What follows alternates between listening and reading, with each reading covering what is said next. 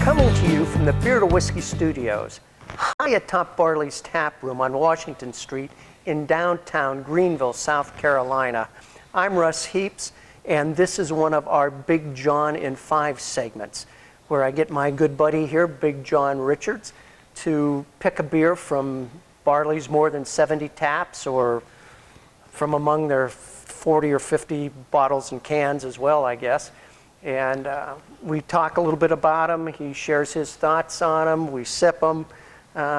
We tell you what we think about them. We even sometimes get a little history of brewing thrown into the mix. And with that, Big John, what do we have here? Wow, that was quite an introduction. Well, 4 false starts. It should have been pretty good. So today we got a beer from Whiner Brewing Company in Chicago, which is a brand new brewer to me and a first time tasting this beer too. So we got a little kettle sour, barrel aged. Seems to, near as I can tell, be kind of a cross between a Berliner Weiss kettle sour and a barrel aged like wild ale. But brewed with pineapple or fermented with pineapple as well. So there's that big, funky, juicy, earthy pineapple stuff going on top of the, well, and I say all this not having tasted it yet, but from the aroma, anyway, big, funky pineapple, and then that wild, sour, yeasty, activates the salivary glands thing, and we can smell it almost. It's a neat little, this is a neat little crossover, you know, off-style style of beer, which I think is going to be a lot of fun. What in your wildest dreams made you think that I would like this beer? Well, when I first started looking at it, off camera, I said, I bet this guy is going to taste like a pineapple soda. So now that I've poured it and smelled it, there's a lot more sour beer going on there. And I know Russ is not a big sour beer guy. In fact, it's probably the farthest thing from where Russ wants to be today. But, you know, the fact of the matter is you keep trying these things. One of these days we're going to find one that you like, and it's going to change your life. We've had a couple. I just edited the Dogfish Head mixed media. Oh, nice. Which that was I a like, fun one. I liked a lot. And I'm not as optimistic about this one, but I think we'll give it a go. Yeah, I still think it's going to be a nice, refreshing. It's a 5%er, so it's not a big, heavy-duty beer, something you could sit down and have a couple of. But and that's the point, you know, for a nice, bright, sunny day. I hope you can have a couple of them, because you're going to wind up with this, probably. Because he speaks this. Let's give her a shot. All right. Text Miss Lily.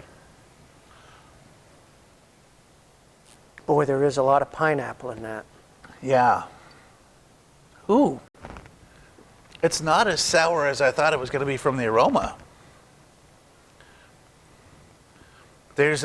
Well, now it's backing up with that sour. As it dries out, you really get the pucker in the back. It really starts to activate those salivary glands. But wow, that's really pineapple-y up front. That is. This is almost, excuse me, almost like a breakfast drink. Yeah, it's juicy as it can be. And it really doesn't dry out to the very finish. And it doesn't linger hard either. Some of them really, I mean, you feel like you're going to turn inside out from it. And this one doesn't quite do that. Right. It activates back there, but it doesn't get bad. That's neat. Oh, I could easily knock back a handful of these without too much trouble. And I'm the kind of guy who can get a sour down and then needs to switch to something else. I can enjoy a sour and I really dig the flavors and the experience of the thing, but by the time I get done with one, I usually have to switch to something else.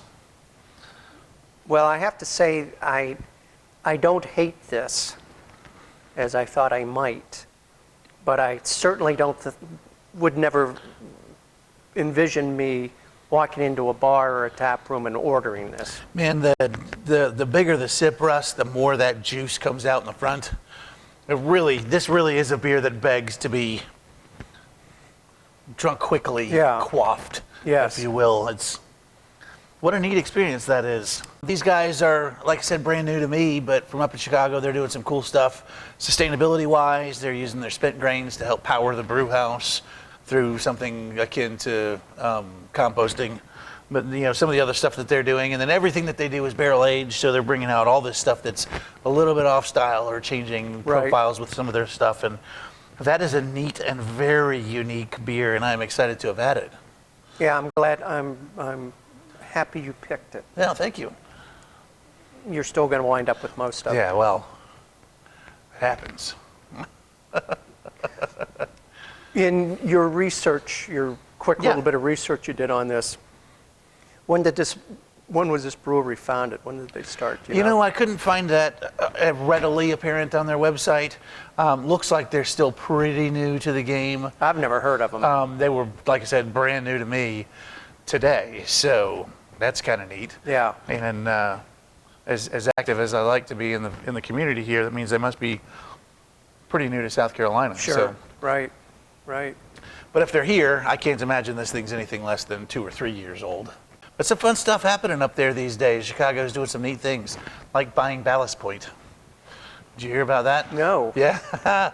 Ballast Point's no longer a Constellation brand. They sold it off to some Australians that had a brew house in Chicago that brewed 600 barrels a year. 600. And these guys bought the Ballast Point brewery. So.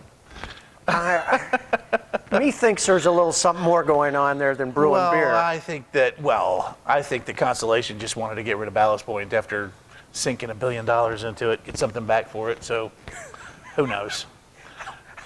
How long? What kind of profit are they making on 600 barrels a year that they could afford buying $1 billion brewery? Clearly, they're in some other kind of business. That's what I'm saying. I don't want to put too fine a point on it, but Yep.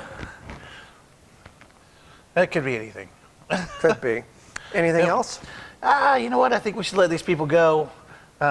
See if they can find some Whiner brewing in their state, in their town, and I agree. cut ourselves off at the 15 minutes we've spent so far. Talking about nothing. All right, cheers. See you next time.